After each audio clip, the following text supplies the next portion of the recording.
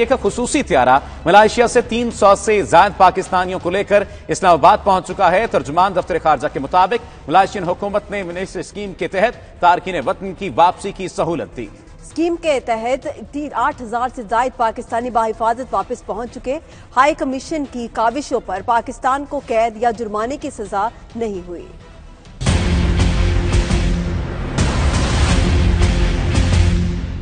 Malaysia سے آنے والے 300 پاکستانی کوئی قیدی نہیں بلکہ غیر قانونی تارکین وطن ہیں۔ ان کی واپسی وزیر اعظم عمران خان کی خصوصی ہدایت یا کسی معاہدے کے تحت نہیں بلکہ ملائیشین حکومت کی جانب سے عام معافی ملنے کے بعد ممکن ہوئی ہے۔ 92 نیوز نے حقائق سامنے لانے کی روایت برقرار رکھی ہے اور پاکستان کی سفارتی کامیابی قرار دی گئی ان خبروں کی اصل حقیقت سامنے لے آیا ہے۔ حکام کے مطابق ان تمام خبروں میں کوئی صداقت نہیں، نہ ہی پاکستان اور ملائیشیا کے درمیان قیدیوں کے تبادلے کا کوئی معاہدہ موجود ہے۔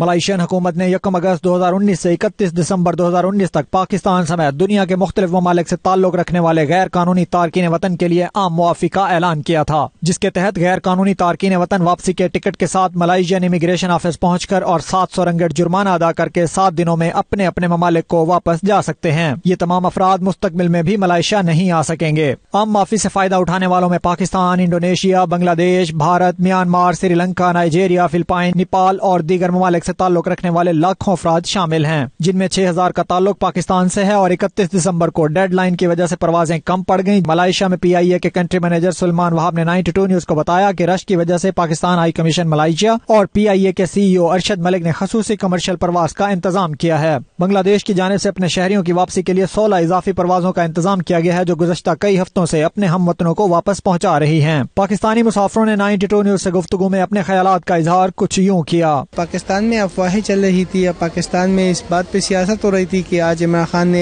ایک خصوصی جہاز بھیجا ہے جیل سے رہا آدمیوں کے لیے اور باقی جو سب پاکستانی ادھر پسے ہوئے ہیں ان کے لیے، تو یہ سب جھوٹی افواہیں ہیں، سب جھوٹی باتیں ہیں، اس طرح کوئی نہیں ہے۔ یہاں پہ سب لوگ جو اوور اسٹے ہو گئے ہوئے تھے وہ سب لوگ جرمانہ بھر کر جا رہے ہیں۔ کوئی بھی یہاں پہ قیدی نہیں ہے، سب اپنے ہی خرچے پہ جا رہے ہیں۔ کوئی گورنمنٹ کی طرف سے ان لوگوں کے ساتھ کوئی کوآپریٹ نہیں ہوا۔